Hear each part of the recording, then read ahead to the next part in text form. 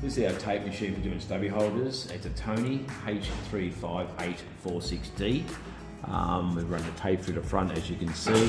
We'll lift the foot, we load our stubby holder under like such, and we just sew in like so. And we continue.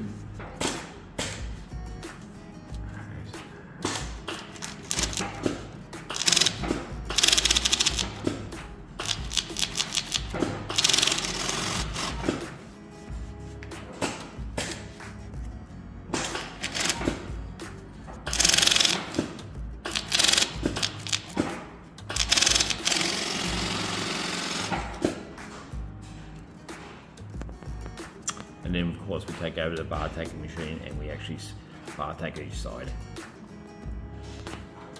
Tape on our Tony binding machine for these stubby holders. Now we're just going to run our stubby holder under a bar tack so we can just seal off the ends, just to sew it off, like so.